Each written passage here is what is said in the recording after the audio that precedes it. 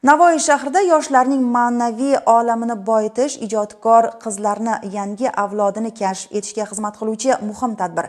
Zulfiya nomidagi davlat mukofoti tanlovining viloyat bosqichi o'tkazildi. Tanlov qizlarning bilim, iqtidori va salohiyatini namoyon etishda keng imkoniyat yaratdi. Ularni qo'llab-quvvatlash yo'lida muhim maydonga aylandi.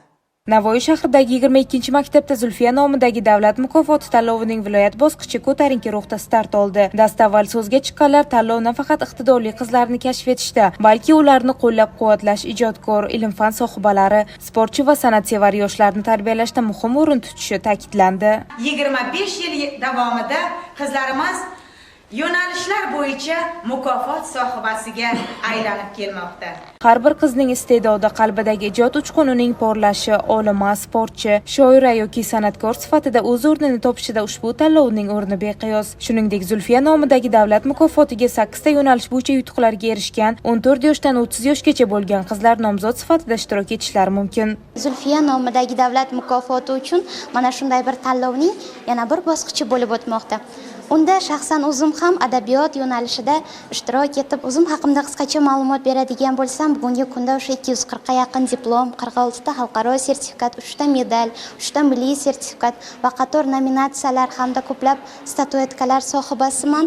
Aynan kelajakda o'sha Zulfiya xonimdek bir buyuk qalami o'tkir ijodkor sifatida ijod qilib, xotin-qizlar masalalari bo'yicha o'sha rahbar ayol sifatida faoliyat yuritish istagidaman. Kelajakda ham o'sha ko'plab maqsadlarim bor. Aynan Zulfiya nomidagi davlat mukofotini qo'lga kiritishim, nasib bo'lsa, hamma ijod namunalarimning yakunlanishi emas, balki yanada rivojlanib, kelajakda bir komil inson sifatida har davrada namoyon bo'lishim uchun qaysidir ma'noda bir turtki bo'luvchi omil desam sira mubolag'a bo'lmaydi. Ishtirokchilar adabiyot, san'at, fan, ta'lim, madaniyat, sport va jamoatchilik yo'nalishlarida o'z iste'dodlarini namoyish etishdi.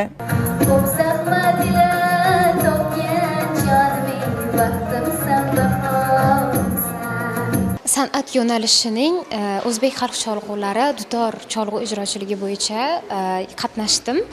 Aynan o'sha viloyat bosqichigacha yetib kelishning o'zi bo'lmadi. Ushbu san'at yo'nalishi bo'yicha bilamizki, imkoniyatlar juda ham keng. Aynan raqs san'ati, tasviriy san'at, cholg'u ijrochiligi san'ati bo'yicha tengdoshlarimiz bilan birgalikda fikr almashinib, shu bosqichgacha yetib keldik. Men va Zulfiya xonim izdoshlariga omad va zafarlar tilab qolaman. Tanlov davomida ishtirokchilar ijodi, siyosiy, ijtimoiy saviyasi, ko'rik-tanlovdagi faolligi va bir necha yo'nalishda o'zini ko'rsata olish kabi mezonlar bo'yicha baholandi.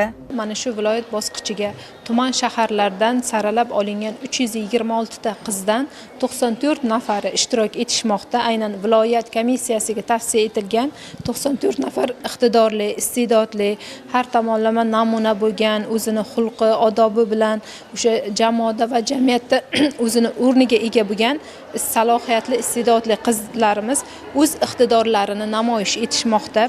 Ayni paytda 8 ta yo'nalish bo'yicha qizlarimiz alohida yo'nalishlarga bo'lingan xonalarda, ya'ni viloyat komissiyasi a'zolari bilan yuzma-yuz suhbatdan o'z iqtidorlarini namoyish etishmoqda. Tanlov yakunida eng munosib nomzodlar respublika bosqichiga yo'llanmani qo'lga kiritishdi. Bugungi tadbir nafaqat iqtidorlarning bellashuvi, balki yoshlar qalbidagi orzu va umidlarning yangi parvozi bo'ldi. Yuksak maqsadlar sari intilgan har bir ishtirokchining mehnati, izlanishi va jasorati ertangi kunimizning yorqin bo'lishiga xizmat qiladi.